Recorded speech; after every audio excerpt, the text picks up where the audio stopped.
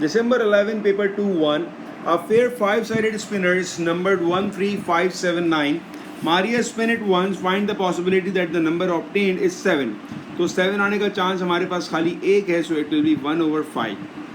Odd number, basically हमारे पास odd numbers के सारे ही हैं 13579, तो ऑड नंबर की पॉसिबिलिटी हमारे पास 1 है.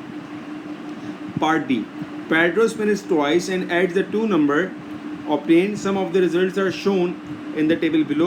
So first we need to add the numbers. So 5 plus 1 6, 7 plus 1 8, 9 plus 1 10, 1 plus 3 4, 1 plus 5 6, 8 10, 3 plus 3 6, 8 10, 12, 5 plus 3 8, 10, 12, 14, 7 plus 3 10, 12, 7 plus 9 is 16.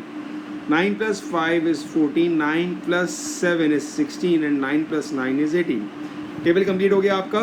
Find the possibility that the sum of the two number is odd. अब odd आने वालों को हम ज़रा highlight करते हैं, कौन कौन सा नंबर ऑड आ रहा है. तो मेरा ख्याल है कि कोई भी नंबर ऑड में नहीं आ रहा, राइट. तो इसका मतलब है आंसर 0. 14 और मोर.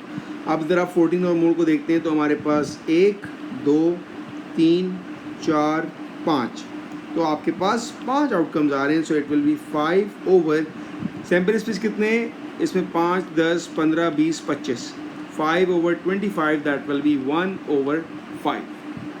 ऑलराइट. यहाँ पर एक मिस्टेक हो गई कि हमारा ये एक 14 मिस हो गया. तो बेसिकली अब ये 5 नहीं है, अब ये मेरे पास हैं 6/25. 6/25. Katrina spin it 3 times. Calculate the probability that the 3 numbers obtained are the same. पहले हम बात करते हैं सैम्पल स्पेस की. अब गौर से देखिएगा. लेकिन अब एक दफ़ा स्पिन किया तो ये आए 5 आउटकम्स. जब 2 दफ़ा स्पिन किया तो ये आए 25 आउटकम्स. जब 3 दफ़ा स्पिन करेंगे तो ये आएंगे 125 आउटकम्स. ठीक है. बेसिकली 5 की पावर n चल रही है. n क्या है, नंबर ऑफ स्पिन. एक दफ़ा किया तो 5 पावर 1 1 हो गया. 2 दफ़ा किया 5 पावर 2 25 हो गया. और 3 दफ़ा किया तो 5 पावर 3 125 हो जाएगा. अब सेम नंबर का मतलब क्या हुआ भाई, या तो 1 1 1 3 3 3 5 1 1 1 3 3 3 5 5 5 7 7 7 9 9 9. तो ऐसे 5 केसेस बनेंगे. It will B 5 divided by 125 and that will B 1/25. ये आंसर है. It's December 11, paper 2-2. A bag contains 12 discs. There are 8 blue and 4 red. तो 8 blue का मतलब ये हो जाएगा 8/12 और 4 red का मतलब हो जाएगा 4/12. A disc is picked at random and not replaced. A second disc is then picked out and random and not replaced. The diagram shows the below. Complete the diagram. तो अगर मैं ब्लू के बाद एक और ब्लू निकालूंगा, it will B 7/11. पहली बात तो ये कि सबका हमारे पास आउटकम जो है वो 11 होने वाला है. ठीक है, क्योंकि डिस्क हमारी कम हो रही है. लेकिन ब्लू का कोई भी इम्पैक्ट रेड पर नहीं होगा. तो रेड आपके पास 4 ही रहेगा. रेड के बाद अगर मैं ब्लू निकालूंगा कोई चेंज नहीं आएगा. तो ये आपका बनेगा, यहाँ लिख लेता हूँ मैं इसको, 8/11. ऑलराइट. तो ये आपकी ट्री डायग्राम तो कंप्लीट हो गई है. Next part, both disc are red. तो रेड के बाद रेड आया, इसका मतलब ये हुआ 4/12 multiply by 3/11. 4 1s are 4 3s are 3 and 3 cancel, so that will be 1/11. At least one disc is blue. अब यहाँ केसेस बनेंगे, या तो ब्लू के बाद ब्लू हो, ये भी सही है. ब्लू के बाद रेड हो, ये भी ठीक है. और रेड के बाद ब्लू हो, ये भी ठीक है. अगर ब्लू के बाद ब्लू होगा तो 8/12 मल्टीप्लाई बाय 7/11. अगर ब्लू के बाद रेड है तो 8/12 मल्टीप्लाई बाय 4/11. और अगर रेड के बाद ब्लू है तो 4/12 मल्टीप्लाई बाय रेड के बाद ब्लू 8/11. सबके डिनोमिनेटर सेम है तो मैं सबके न्यूमिनेटर लिख लेता हूँ यहाँ पर. 7 8s are 56, 8 4s are 32 and 8 4s are 32 divided by 11 into 12. Add किया तो आ गया 120 डिवाइड बाय 132. सिंप्लीफाई करते हैं इसको तो 4 30s are 120 and 4 33 are 132. और ये आ जाएगा आपके पास 3 10s are 30 और 3 11. तो फाइनल आंसर हुआ आपके पास 10/11. ये फाइनल आंसर हो गया. A third disc is picked out and random. Calculate the possibility that all 3 discs are red. अगर एक और रेड मैं पिक करता हूँ तो मैंने एक और ट्री डायग्राम बना ली, ठीक है, रेड की। अगर एक और रेड पिक करूँगा तो ये आएगा 2/11, सो it will B first red 4/12, second red 3/11 और थर्ड अगर रेड होगी सो it will B 2/10। Alright, simplify करते हैं इसको तो 3 1s आर, 3 4s आर, 4 और 4 कैंसिल हो गया, 2 1s are, 2 5s are, so it 1/55 ये आपका answer. It's June 11 paper 1-1। Calvin chooses a pair of trousers and a shirt to wear for college. He chooses grey trouser or black trouser. He chooses a red shirt or a yellow shirt. The probability that he chooses grey trouser is 1/3. So here I have 1/3, right? The probability that he chooses the red shirt is 4/5. So the red shirt is 4/5. 4/5. Complete the tree diagram. So if the possibility that he picks the grey trouser is 1/3, तो black की क्या हो जाएगी? It will be 1 minus 1/3 and that is equals to 2/3, right? Similarly, if the possibility that he picks the red shirt is 4/5, तो yellow की क्या हो जाएगी? 1 minus 1/5, 1 minus 4/5 and that is equals to 1/5. So it's 1/5 and it's 1/5, तो यहाँ तक आपको 2 marks मिल गए. What is the possibility that Calvin chooses grey trouser and a red shirt? For this part, grey trouser and a red shirt, it's 1/3 times 4/5 and that is equals to 4/15. Part C. What is the possibility that Calvin does not choose either black trouser or a red shirt? इसका मतलब ये हो गया कि वो black trouser नहीं select कर सकता, यहाँ पे क्रॉस मार दिया, और वो रेड शर्ट नहीं पिक कर सकता तो मैंने यहाँ पे क्रॉस मार दिया. तो वो पिक क्या कर सकता है? He can pick grey trouser and yellow shirt. So it will be 1/3 times 1/5 and that will be 1/15. The masses of 120 potatoes were recorded. The table below shows the distribution of their masses. The estimated mean of an orange is 183 grams. Find the value of P. तो basically पहली चीज़ आप याद रखो कि यहाँ पर आपको 120 potatoes का डेटा दिया हुआ है और यहाँ पर बोला हुआ है सम ऑरेंजेस, राइट? एस्टिमेटेड आपको जो मास पता है वो आपको ऑरेंज का पता है, तो हम यहाँ पर अप्लाई करते हैं. याद रखिएगा एस्टिमेटेड मीन के लिए पहले आपको निकालना पड़ेगा मिड पॉइंट. तो 100 150 का मिड पॉइंट हो जाएगा 125, 150 200 का हो जाएगा 175 एंड 200 250 का हो जाएगा 225. Working formula summation of F x divided by summation of F. F x will be 125 times 14 plus 175 P plus 225 into 26 divided by total frequency is 14 plus p plus 26 is equals to mean आपको पता है it's 183 grams. इसके बाद मैंने इन सबको multiply किया, ठीक है, मल्टीप्लाई करके सबको ऐड करके लिख दिया मैंने यहाँ पर. अब यहाँ पर क्रॉस मल्टीप्लाई करके मुझे p की वैल्यू इजीली मिल जाएगी. सिंप्लीफाई किया क्रॉस मल्टीप्लिकेशन से, 5850 1750 को ऐड किया, ये आंसर आ गया. p वालों को एक तरफ गैदर किया और मेरे पास p की वैल्यू आ गई इट्स 35. ये आपके पास पार्ट बी का आंसर हो गया. Part C, an orange is chosen at random, find the possibility that it is a mass less than 250 grams. तो ये सारे जो हैं आपके पास ये लेस देन 250 हैं, राइट? यहाँ से पता लग गया मुझे 250 से छोटे, तो इसकी पॉसिबिलिटी आपके पास 1 होगी कि आप कोई भी ऑरेंज उठाओगे उसका मास 250 ग्राम से कम ही होगा. Next part, a potato and an orange are chosen at random. Calculate the possibility that they both have a mass less than 150. तो पहले हम बात करते हैं पोटैटो की. ये टेबल हम देखेंगे इसके लिए, ठीक है?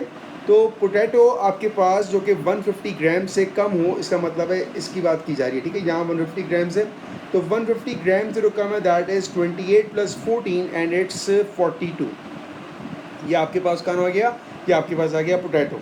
सो 42 divided by total potatoes are 120. अब हम बात करते हैं ऑरेंज की.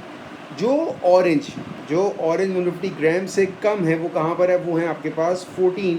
सो that will be 14 divided by total आपके पास कितने हैं? Now total are 14, P is known, that is 35 plus 26। सबको अभी ऐड कर लेते हैं, इसका आंसर आ जाएगा 14, 35, 26, इट्स 75। तो टोटल आपके पास आ रहा है 75। सिर्फ आपने इसको अब सिंप्लीफाई करना है and you will get the value of probability. 2 7s are 14, 2 60s are 120, 2 30s are 60 and 2 21 are 42, 3 7s are 21 and 3 2s are 6, 3 5s are 15, right. तो न्यूमरेटर में क्या आ गया आपके पास? It will be 7 7s are 49 divided by, now 30 multiply by 25, it's 750। ये आपका answer हो जाएगा। It's June 11th, paper 2-2. Find the probability that a tile chosen at random has the letter N on it. तो N आने की possibility कितनी है आपके पास? दो ऑप्शन है N आने की। It will be 2 divided by कितने लेटर्स हैं? 1 2 3 4 5 6, 2 divided by 6, that is equals to 1 divided by 3। Part B, the 6 tiles are placed in a bag. 3 tiles are chosen at random without replacement, right? Without replacement मतलब sample space आपका कम होगा. The first is placed in position 1, position 2 and position 3. Find the possibility that the 3 letters spell BAN. तो पहले letter आप B pick करो, इसकी probability क्या होगी? तो B आने की पॉसिबिलिटी आपके पास 1 है, 1/6, राइट। दूसरे नंबर पे मैंने A पिक किया, तो A की पॉसिबिलिटी कितनी है? हमारे पास यहाँ पर 3 A's हैं, सो इट विल बी 3। अब यहाँ पर 6 नहीं होगा, इट विल बी 5, क्योंकि हम पहला लेटर यहाँ पर पिक कर चुके हैं। ऑलराइट, लास्ट वन n कितना आपके पास? 2, but it will B 2/4। Simplify करते हैं, सो 2 1s are 2, 2 2s are 4, 3 1s are 3, 3 2s are 6। तो क्या बचा आपके पास? न्यूमरेटर में तो आ गया है 1 divided bye 2 2s are 4, 4 5s are 20। ये आपका आंसर है। Last part, the tiles are now placed and the process is repeated. तो क्या ANN की पॉसिबिलिटी क्या होगी, ये हम देखते हैं। और का मतलब हो गया प्लस ANA की पॉसिबिलिटी क्या होगी। तो पहले हम बात करते हैं A की। A की पॉसिबिलिटी कितनी है हमारे पास? इट्स 3/6। N की पॉसिबिलिटी कितनी होगी? 2/5, और दोबारा N निकालूंगा, इट विल बी 1/4। अब दोबारा से हम आते हैं ANA के ऊपर। पहला लेटर A होगा, प्रोबेबिलिटी कितनी है? 3/6। दूसरा लेटर N होगा, प्रोबेबिलिटी कितनी है? 2/5, और तीसरा लेटर फिर से A होगा। तो अब मेरे पास 3 की पॉसिबिलिटी नहीं होगी, इट विल बी 2/4। सिंप्लीफाई करते हैं इसको, 2 1s are 2, 2 2s are 4, 3 1s are 3, 3 2s are 6। यहाँ पर भी ऐसे ही होगा। ऑलराइट, तो मेरे पास यहाँ पर आ गया 1 divided by 20 plus it will be 2 divided by 20 and that is equals to 3 divided by 20। ये आपका आंसर।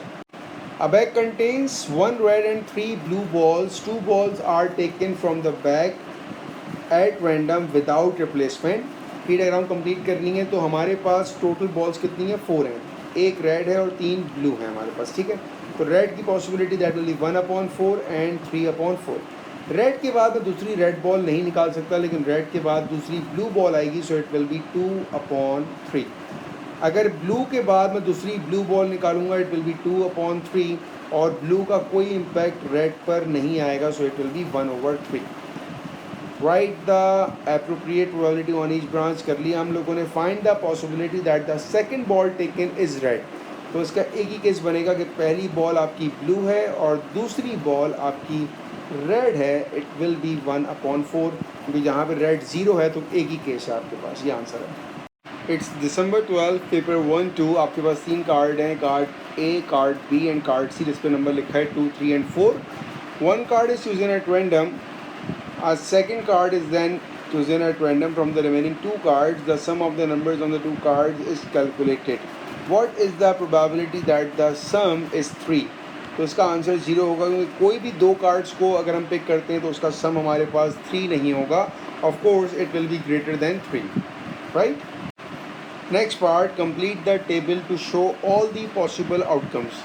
अब आपके पास A के साथ B आ सकता है, A के साथ C आ सकता है, B के साथ A आ सकता है, B के साथ C आ सकता है, C के साथ A आ सकता है और C के साथ B आ सकता है, ठीक है।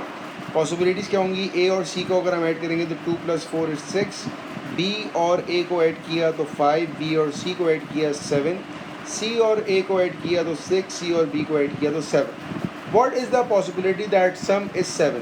तो सम 7 और उसकी खाली दो ऑप्शंस हैं, सो इट्स 2 डिवाइडेड बाय कितने टोटल पॉसिबल आउटकम्स हैं, 1 2 3 4 5 6, सो 2/6 दैट विल बी 1/3, ये आंसर है। Alright, it's June 12th, paper 1-1. Sachin and Zahid play a game of tennis and a game of badminton. The result of the games are independent and the games cannot be drawn. The probability that Sachin wins the game of tennis is 3/4. The probability that Zahid wins the game of badminton is 3/5. तो मैं आसानी के लिए क्या करता हूँ, मैं एक टेबल बना लेता हूँ, ठीक है ना। मेरे पास दो गेम्स हैं और मेरे पास दो लोग हैं, एक सचिन है और एक जहीर है। तो मैंने एक बना लिया टेनिस और एक मैंने बना लिया भाई बैडमिंटन, ठीक है जी। ये मेरे पास दो गेम्स हैं।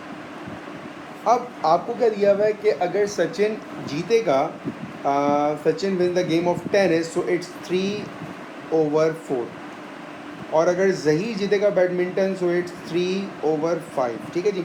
तो मैं लिख भी देता हूँ यहाँ पर, ये जो हम बात कर रहे हैं ये हमारे पास सचिन है भाई और ये हमारे पास जहीर है। चलिए मान ले अगर सचिन अगर टेनिस हारेगा तो प्रोबेबिलिटी क्या होगी, सचिन के टेनिस के हारने की प्रोबेबिलिटी हो जाएगी 1/4, राइट, 1 - 3/4 कर दिया। और जहीर के बैडमिंटन के हारने की प्रोबेबिलिटी हो जाएगी 2/5। ये बड़ा इंपॉर्टेंट फ्रेज था। अब यूँ समझो कि अगर सचिन टेनिस हार रहा है तो जीत कौन रहा है, बेसिकली ये जहीर के जीतने की है, सही ना। सचिन का हारना और जहीर का जीतना एक ही बात है।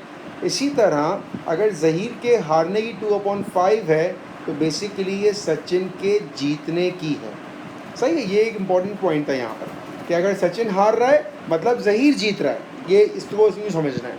What is the possibility that Sachin win both game? तो सचिन अगर पहला गेम जीतेगा दैट इज़ 3/4, और सचिन अगर दूसरा गेम जीतेगा it will B 2/5, that will B 3/10। ये आपके पास पहले का आंसर। ऑलराइट, दूसरे पार्ट पर आते हैं। What is the possibility that Zaheer win just one of the game? अब यहाँ पर आएंगे आपके केसेस। जहीर एक गेम जीत रहा है, ठीक है, तो हम यूँ कहते हैं कि जहीर जो है वो बैडमिंटन जीत गया लेकिन टेनिस हार गया, ये एक केस हो गया जहीर का। प्लस ये भी हो सकता है कि जहीर जो है वो बैडमिंटन हार गया लेकिन टेनिस जीत गया। अब पॉसिबिलिटी पर आते हैं।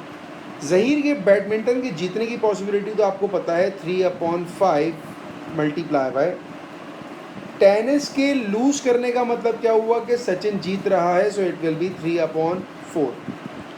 प्लस जहीर अगर बैडमिंटन हारेगा so it's 2/5 multiply by Zaheer अगर टेनिस जीतेगा, इसका मतलब क्या हुआ कि सचिन टेनिस हार रहा है, सो इट्स 1/4। सिंप्लीफाई किया so it's 9/20 plus 2/20 and that will B 11/20, सही है। तो अगर सचिन जहीर अगर बैडमिंटन जीतेगा तो बैडमिंटन जीतना ये आ गया 3/5, यहाँ पर आ गया। जहीर अगर टेनिस हारेगा तो जहीर के टेनिस हारने का मतलब क्या हुआ कि सचिन टेनिस जीत रहा है, ये ऐसे बना, ठीक है जी। आगे बढ़ते हैं। अगर जहीर बैडमिंटन हार रहा है तो जहीर के बैडमिंटन हारने का मतलब कि सचिन जीत रहा है बैडमिंटन को, और अगर जहीर टेनिस जीत रहा है दैट मीन्स के वो हार रहा है दूसरा वाला बंदा, ठीक है जी। तो ये आपका ऐसा हो गया पूरा solution. It's June 12 paper 1-2, pie diagram complete करनी है आपको। In a class A there are 10 boys and 15 girls. तो पहले क्लास ए की बात करें तो टोटल आपके पास 25 है, तो मैंने लिखा भाई टोटल 25 है। 25 में आपके पास बॉयज़ कितने हैं, 10 हैं, और गर्ल्स कितनी हैं, 15 हैं। क्लास बी में आ जाएँ। क्लास बी में टोटल कितने हैं, 20 और 10, दैट मीन्स 30 हमारे पास क्लास बी के टोटल हैं। बॉयज़ कितने हैं आपके पास, क्लास बी में 20 बॉयज़ हैं और 10 गर्ल्स हैं। तो ये आपके पास एक ट्री डायग्राम कंप्लीट हो गई, ठीक है जी। आगे बढ़ते हैं। Find the probability that 1 student is a boy and 1 is a girl एक बॉय हो एक गर्ल हो तो आपके पास केसेस बन सकते हैं कि भाई पहला बॉय है और दूसरा गर्ल है, या फिर पहली गर्ल है और दूसरा बॉय है। तो पहला बॉय है दैट इज़ 10/25, दूसरी गर्ल है इट्स 10/30, पहली गर्ल इट्स 15/25 मल्टीप्लाई बाय दूसरा बॉय होगा सो इट्स 20/30। तो दोनों का डिनोमिनेटर सेम है दैट इज़ 25/30। न्यूमरेटर कितना हो जाएगा, 10 10s are 100 plus 15 times 20 is 300, so that is equals to 400 divided by 25 into 30। Simplify करते हैं, कैंसिल हो गया ये, 5 8s are 40, 5 5s are, so that will be 8 divided by 15। ये आपका answer. It's December 13, paper 1 2 bag contain beads. The first bag contain 2 white, 2 red and 3 black. The second bag contains 3 white, 2 black. One bead is taken from each bag. The tree diagram is shown below. Both beads are white. तो पहली white के बाद दूसरी भी white pick कर रहे हैं, that means it will be 2/7 multiply by 3/5, that is 6/35। Next part, both beads are red. Red के बाद दूसरी रेड का ऑप्शन हमारे पास नहीं है, सो it will B 0। And last part, exactly one Beed is black. तो हमारे पास केसेस बनेंगे, either it might be white black, red black and black white. उसने कहा एक बीड ब्लैक होनी चाहिए। तो अगर पहली वाइट है और फिर ब्लैक है सो इट्स 2/7 इंटू 2/5, प्लस अगर पहली रेड है और फिर ब्लैक है तो 2/7 इंटू 2/5, प्लस अगर पहली ब्लैक है 3/7 और दूसरी हमारे पास वाइट है 3/5। सबका डिनोमिनेटर सेम ही है 35, दैट इज सबके न्यूमरेटर को ऐड करते हैं, 2 2s are 4, 2 2s are 4 and 3 3s are 9। So 9 plus 4 13, 13 plus 4 17, so it's 17/35 answer। Alright class, it's December 13, paper 1-2। The numbers 2 3 3 4 4 4 are writing on 6 card। आपने 6 card पे लिख दिए। 2 cards are chosen at random। The first card chosen shows the number of tens and the second card chosen shows the number of units। Find the possibility that you pick two numbers and it is greater than 20। तो इसका answer हमारे पास होगा 1। अब ऐसा क्यों? आप कोई भी दो नंबर, दो कार्ड्स पिक कर लो, उसका आंसर हमेशा ग्रेटर देन 20 होगा। लेट्स सपोज आपने पहला नंबर 2 रखा, अगला नंबर आपने 4 रखा, so it's 24। 24 is greater than 20। तो कोई भी आप दो नंबर पिक करोगे, it is always greater than 20। Alright, the number 33, मतलब यहाँ पर भी आपके पास 3 हो और यहाँ पर भी आपके पास 3 हो। तो पहला 3 आने की पॉसिबिलिटी क्या है, दैट इज़ 2/6, और दूसरा नंबर भी 3 आएगा, it will B 1/5। 2 1s are 2, 2 3s are 6 and that is equals to 1/15। For part C, the number 43। तो अगर पहला नंबर 4 होगा उसकी पॉसिबिलिटी होगी 3/6, और दूसरा नंबर अगर 3 होगा that will B 2/5, plus the number 32। पहला नंबर अगर 3 होगा दैट विल बी 2/6, दूसरा नंबर अगर 2 होगा it will B 1/5। Simplified denominator को मत करिएगा क्योंकि दोनों तरफ डिनोमिनेटर आपका सेम है। So in the denominator you have 30, यह आ जाएगा 3 2s are 6 plus 2 1s are 2, 8/30। अब सिंप्लीफाई करें तो that will be 2 4s are 8 and 2 15s are 30। तो ये इसका answer. It's June 13, paper 2-1। A box of chocolate contains 10 milk chocolates, 2 plain chocolates। Sasha eats 3 chocolates chosen at random from the box। The tree diagram shows the possible outcomes। तो पहला काम आपने tree diagram complete करना है। Keep in mind कि जब हम plane के बाद मिल्क की निकालेंगे तो इसका इम्पैक्ट मिल्क वाली चॉकलेट पर नहीं आएगा। सो इट विल बी 10/11। 11 क्यों? क्योंकि एक चॉकलेट कम हो रही है, प्लेन का इफेक्ट प्लेन पर आएगा। यहाँ पर 2 थी, इसका मतलब है यहाँ पर 1 हो जाएंगी, ठीक है। अब प्लेन मिल्क के बाद जब मिल्क पर जाएंगे तो इम्पैक्ट आएगा। पहली बात है सैम्पल स्पेस यहाँ पर 10 हो जाएंगे क्योंकि एक और चॉकलेट अब कम हो रही है, ठीक है। मिल्क के बाद अगर मिल्क पे जाएंगे तो 9 हो जाएगा, लेकिन मिल्क का इम्पैक्ट प्लेन पर नहीं आएगा तो यहाँ पर 1 आएगा। प्लेन के बाद मिल्क पे जाएंगे तो कोई इम्पैक्ट नहीं आएगा, इट विल बी 10, क्योंकि जहाँ पे हमारे पास 10 थी, लेकिन प्लेन के बाद हम एक और प्लेन पिक नहीं कर सकते, सो it will B 0। 2 part A, find the possibility that Sasha Yeats 3 milk chocolates. तो अगर 3 मिल्की चॉकलेट्स वो पिक करेगी, so first one is 10/12, second one is 9/11 and third one is 8/10। तो यही आपका पहले का आंसर हो जाएगा. It will B 10/12 multiply by 9/11 multiply by 8/10. Simplify करते हैं. 10 और 10 cancel. 4 2s are 8, 4 3s are 12, 3 1s are 3, 3 3s are 9. So in the numerator we have 6/11. Next part, it says eats 2 milk chocolates and 1 plain chocolate in any order. Now अब हमारे पास cases बनेंगे. ठीक है, कैसे cases बनेंगे पहले diagram में देख लेते हैं इसको. ईट्स 2 मिल्क चॉकलेट्स, तो ये पॉसिबिलिटी है कि पहली मिल्क हो, दूसरी भी मिल्क हो, लेकिन तीसरी जो है वो प्लेन हो जाए. ये एक पॉसिबिलिटी है मेरे पास. या ये भी कह सकते हैं पहली मिल्क हो, दूसरी प्लेन हो, लेकिन तीसरी मिल्क हो, क्योंकि 2 मिल्क चाहिए. या ये भी कह सकते हैं कि भाई पहली प्लेन हो, फिर मिल्क हो और फिर मिल्क हो. इसके अलावा कोई और पॉसिबिलिटी नहीं है. तो हमारे पास ये 3 केसेस हैं, तो मैं इन तीनों को ऐड करूँगा मल्टीप्लाई करके. तो पहला हमने कहा कि पहली आपके पास मिल्क है, दैट विल बी 10/12. दूसरी भी मिल्क है 9/11, लेकिन तीसरी प्लेन है, सो इट्स 2/10. ये पहला केस बन गया. दूसरा, पहली मिल्क है 10/12, दूसरी प्लेन है, इट विल बी 2/11, और तीसरी मिल्क है, it will B 9/10 plus last one. पहली मिल्क है, इट विल बी 2/12, दूसरी मिल्क है 10/11, और तीसरी भी मिल्क है, दैट विल बी 9/10. ऑलराइट, तो जब आप इन सबको सिंप्लीफाई करोगे, so you will get the value that is 9/22. सबके डिनोमिनेटर सेम है, सबके न्यूमिनेटर ऐड कर दें, आंसर आ जाएगा. It's June 13, paper 2-2. A bag contains red and blue bags. Altogether there are 25 bags, of which n are red. Rashid picked 2 bags without replacement. तो पहला important word यहाँ पर आ गया कि 2 bags वो उठा रहा है without replacement. Right? The tree diagram shows the possible outcomes and their probabilities. Complete the tree diagram. तो पहली चीज़ कि blue का impact red पर नहीं आएगा, so red will be n. And in the denominator we have 24, क्योंकि एक bag तो कम हो चुका है, तो यहाँ भी सैम्पल स्पेस 24 होगा. लेकिन ब्लू का इम्पैक्ट तो ब्लू पर आएगा, तो अब मेरे पास 25 माइनस n नहीं होगा. Right, so it will be 24 minus n divided by 24. तो ये आपके पास पार्ट ए का आंसर हो गया.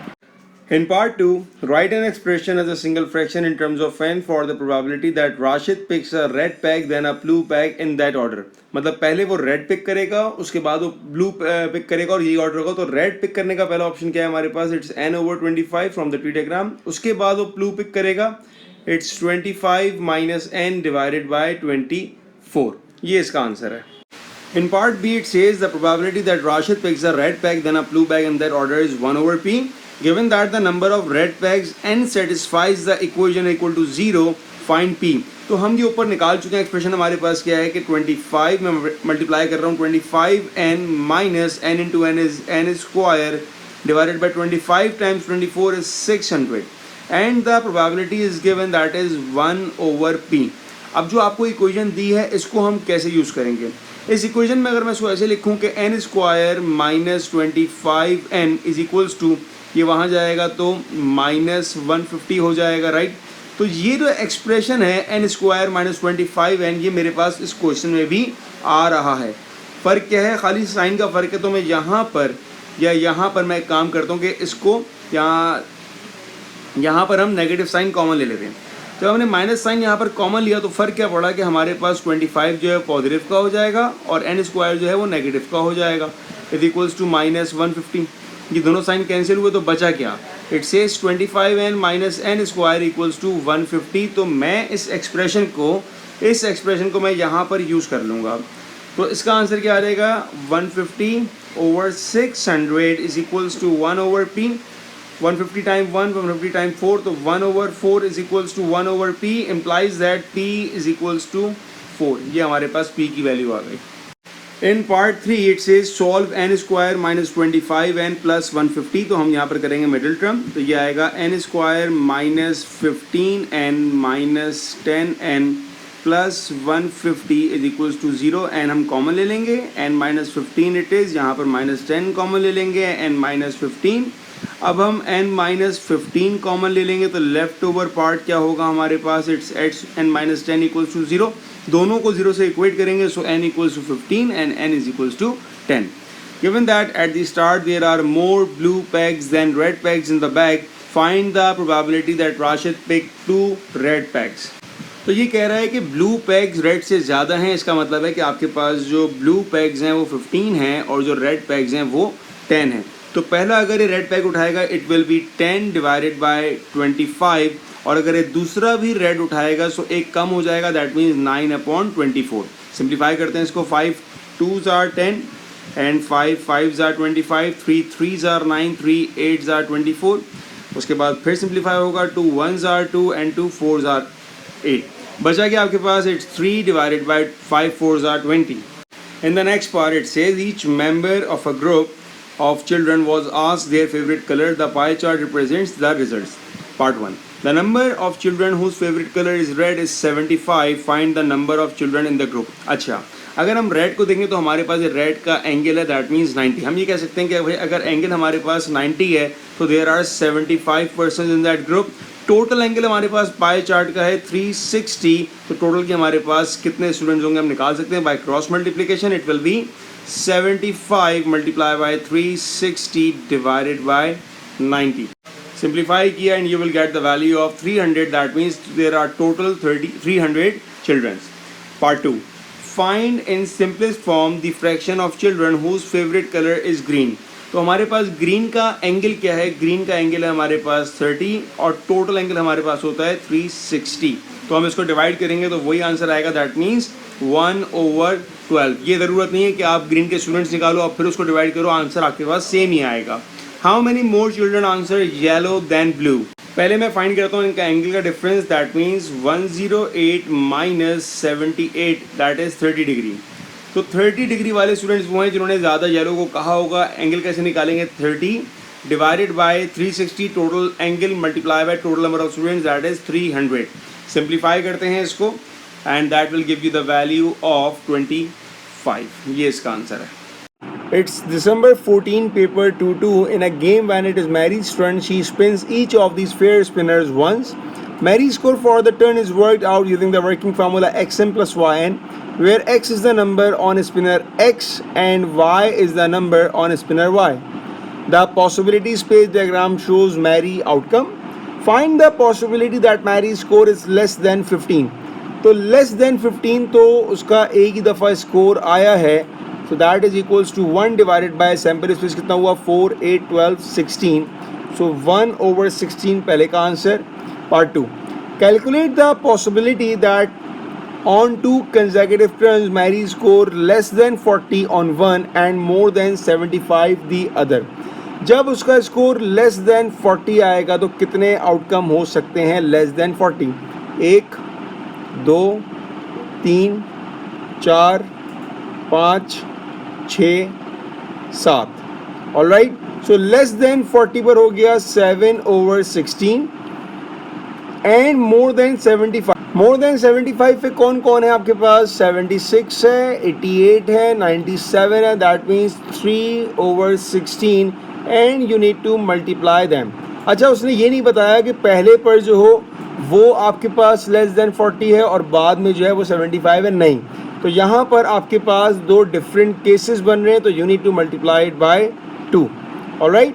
सो it will be 7 3s are 21 times 2 42 divided bye 16. 16s are 256.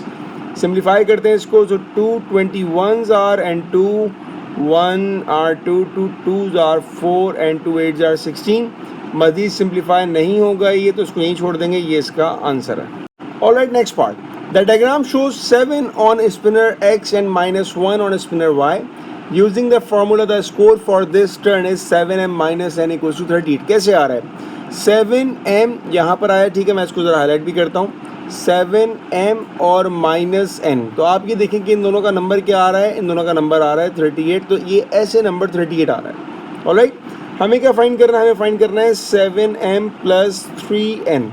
तो 7m तो हमारा यही है. 3n के मतलब ये हुआ कि ये आपके पास आएगा 26. तो ये पहले का answer. Find the value of m and n. आपके पास एक वैल्यू है 7m minus n equals to 38 जो पार्ट 1 में गिवन थी. एक आपने निकाली है 7m plus 3n equals to 26. You can solve it by simultaneous. m और m सेम है, just change the signs. Cancel हुआ. Minus n minus 3n minus 4n. 38 minus 26, that will be 12. All right. So n is equals to minus 3. जब आपको n की value मिल गई है, आप m निकालो. 7m minus n equal to 38.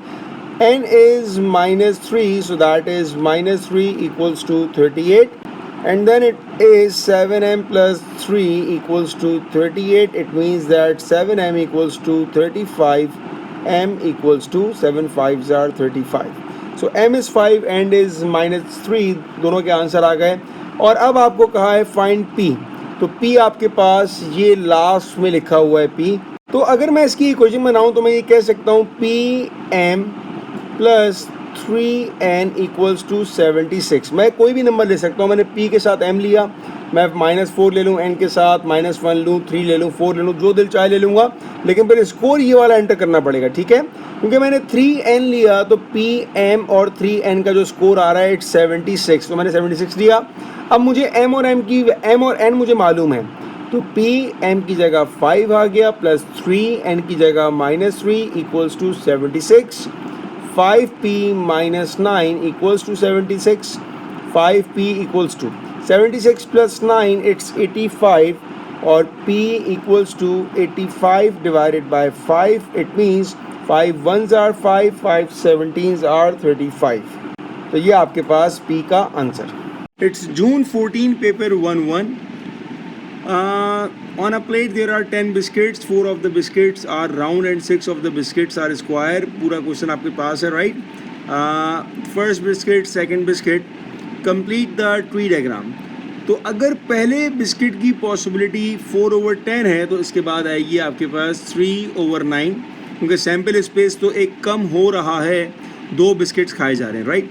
लेकिन round का कोई भी इम्पैक्ट स्क्वायर पे नहीं आएगा, तो ये आपके पास 6 ही होंगे. अगर स्क्वायर के बाद दूसरा स्क्वायर बिस्किट आप लोगे तो ये 6 नहीं होंगे, इट विल बी 5. लेकिन स्क्वायर का कोई भी इम्पैक्ट राउंड पर नहीं आएगा, सो दैट विल रिमेन्स 4. ये आपकी ट्री डायग्राम कंप्लीट हो गई. Calculate the probability that Saba chooses 2 round biscuit. तो पहला राउंड होगा, इट विल बी 4/10. दूसरा भी राउंड होगा, it will B 3/9. 3 1s are 3, 3 3s are 9, 2 2s are 4, 2 5s are 10. So that is equals to 2/15. Second part, 1 round biscuit and 1 square biscuit. तो इस question में आपको प्लेसमेंट नहीं बताइए, राइट. जहाँ प्लेसमेंट नहीं बताई जाती वहाँ पर पॉसिबल सॉल्यूशंस आ सकते हैं. कैसे? अगर मैं इसका केस बनाऊँ तो मैं ये कह सकता हूँ कि पहला राउंड हो और दूसरा स्क्वायर हो, या पहला स्क्वायर हो और दूसरा राउंड हो. तो अगर पहला राउंड है इट्स 4/10 और दूसरा स्क्वायर है इट्स 6/9, या फिर अगर पहला स्क्वायर है इट्स 6/10 और दूसरा अगर राउंड है that will be 4/9. Denominator simplify नहीं करिएगा, दोनों का डिनोमिनेटर सेम है. It will be 24 plus 24, that is equals to 48 divided by 90. इसको आप सिंप्लीफाई कर लें. अब सो 2 times 2, 2 times 4, 2 times 4, 2 times 5, 24/45 3 में जाएगा. 3 8s are 24 and 3 15s are 45, so it will be 8/15 answer. It's June 14, paper 1-2. The question says Louis has 3 black pens and 4 red pens in a case. He takes 2 pens from the case at random without replacement. Complete the tree diagram. तो पहला अगर 3/10 black है, दूसरा 2/9 हो गया. Red की possibility that will B 7/10. So first thing, सबका sample space कम होगा क्योंकि 2 पेन्स पिक कर रहा है, राइट. रेड का इम्पैक्ट रेड पर आएगा तो 7 के बाद इट विल बी 6. रेड का कोई भी इम्पैक्ट ब्लैक पर नहीं आएगा, it will remains 3. Similarly black का इम्पैक्ट रेड पर नहीं आएगा यहाँ पर, तो ये 7 ही रहेगा. So that is your completion of tree diagram. First part, Louis takes 2 black pens. तो पहला ब्लैक होगा दैट विल बी 3/10. दूसरा भी ब्लैक होगा, इट विल बी 2/9. सिंप्लीफाई करते हैं. 3 1s are 3, 3 3s are 9, 2 1s are 2, 2 5s are 10. and that is equals to 1 over 15. For part 2, Lewis takes 2 different color pens. अब यहाँ पर आपके केसेस बनेंगे. क्या क्या केसेस? पहला ब्लैक है, दूसरा रेड, ये भी हो सकता है, या फिर पहला रेड है और दूसरा ब्लैक है. अगर पहला ब्लैक है इट्स 3 over 10 और दूसरा अगर रेड है it will be 7 over 9 plus अगर पहला रेड है इट्स 7 over 10, दूसरा अगर ब्लैक है it's 3 over 9. Denominator is 90. 3 sevens are 21 plus 21, that is 42 over 90. Simplify करते हैं इसको. 2 times 21 and 2 times 45.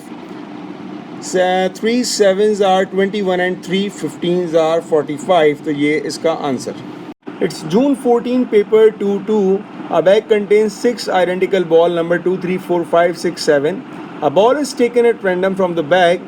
Find in lowest term the possibility that the number on the ball is a multiple of 3. तो multiple of 3 के हमारे पास options क्या हैं? It can be 3, it can be 6. So there are 2 options, right? Out of how many sample space? 1, 2, 3, 4, 5, 6. So that is equals to 1 over 3. Next part, prime number. How many prime numbers I have? It's 2, 3, 5 and 7. So there are 4 prime numbers out of 6 sample space, that means 2 over 3. Part B. A ball, as all 6 balls are replaced in the bag, 2 balls are taken from the bag one after the other without replacement. The numbers on the balls are added together, complete the possibility. So it will be 2 plus 3, 5, 2 plus 4, 6, 2 plus 5, 2 plus 6, 2 plus 7. Similarly, 3 plus 3, 3 plus 4, 3 plus 5, 3 plus 6, 3 plus 7, 4 plus 3, so 5, 6, 7, 8, 9, 10, 6, 7, 8, 9, 10, 11, 7, 8, 9, 10, 11, 12, 8, 9, 10, 11, 12, 13, 9, 10, 11, 12, 13, 14. अब यहाँ पर एक problem है. Problem क्या है कि हमारे पास हर एक नंबर की एक ही बॉल है, right? As you can see कि हर एक नंबर की एक ही बॉल है. मतलब क्या मतलब हुआ बताने का कि भाई 2 के बाद 2 नहीं आ सकती, 3 के बाद 3 नहीं आ सकती, 4 के बाद 4 नहीं आ सकती. तो हमारे पास यहाँ पर कोई नंबर नहीं आएगा डायगोनल में, ये पॉसिबल ही नहीं है. इसीलिए एग्जामिनर ने पहला जो सेम नंबर का था उसको उसने शेड कर दिया कि कोई सैम्पल स्पेस है ही नहीं, यहाँ पर कोई रिजल्ट आ ही नहीं सकता. तो अब आपके पास सैम्पल स्पेस कितने हो गए? तो अगर हम सबको देखें, इनके आउटकम्स को देखें, तो 1, 2, 3, 4, 5, 6. ऑलराइट, कितनी रोज़ हैं? 1, 2, 3, 4, 5, 6. वैसे 36 होने चाहिए थे, लेकिन ये डायगोनल वाले 6 हमारे नहीं हो सकते, पॉसिबल नहीं है. सो 36 माइनस 6, दैट विल बी 30 आपका सैम्पल स्पेस है.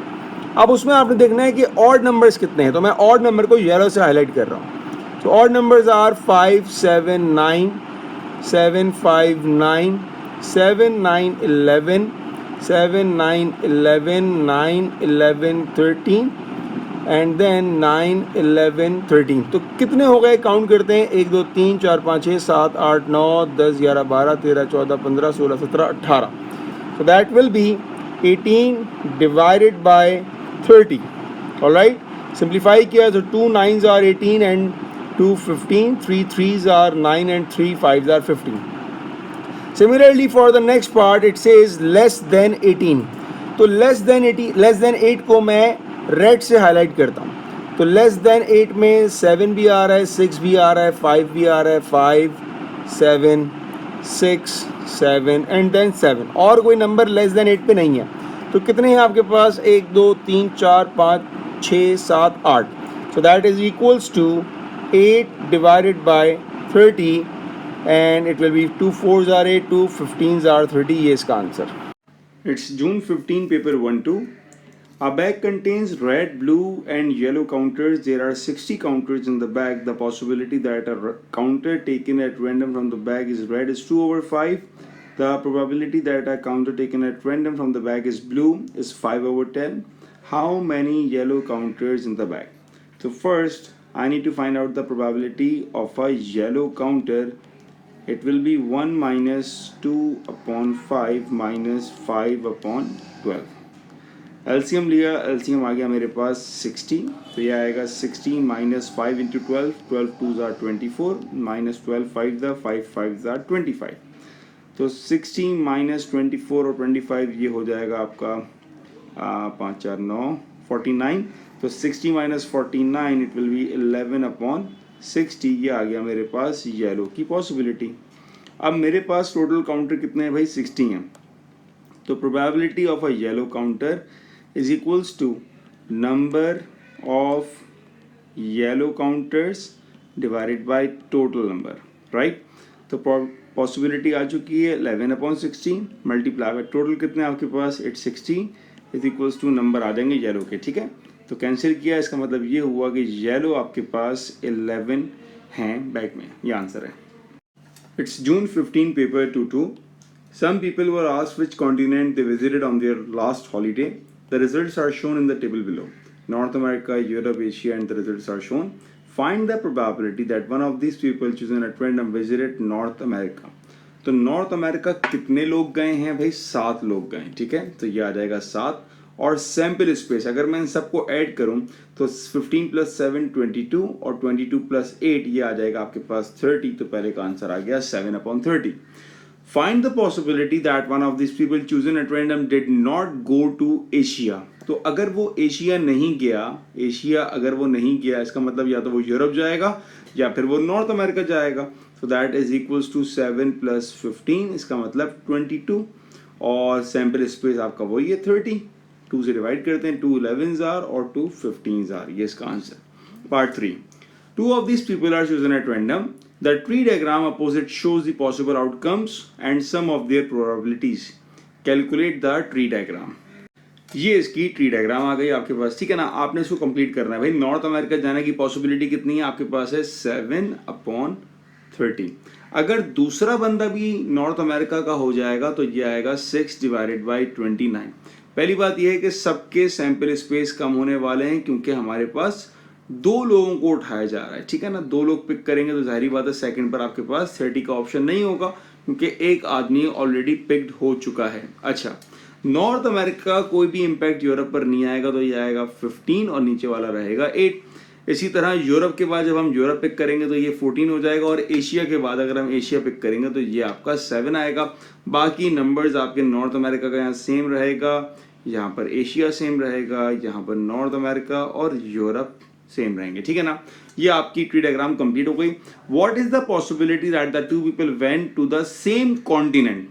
अब अगर नॉर्थ अमेरिका के बाद नॉर्थ अमेरिका वाला हूं तो ये आएगा 7 अपॉन 30 के साथ 6 अपॉन 29 हो, या फिर यूरोप के बाद यूरोप हो, या फिर एशिया के बाद एशिया हो। ये आपके 3 केसेस हैं, ठीक है।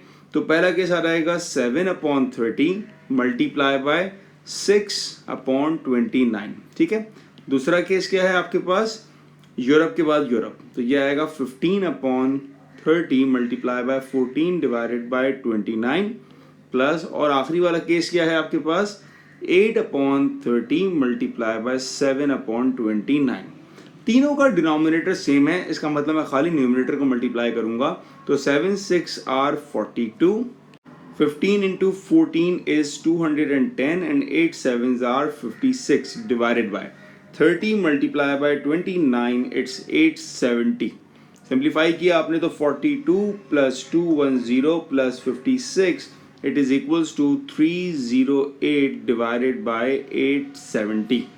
सिंप्लीफाई करेंगे इसको तो ये आएगा 154, 2 से डिवाइड कर दिया मैंने, डिवाइड बाय 435, ये आपका फाइनल आंसर।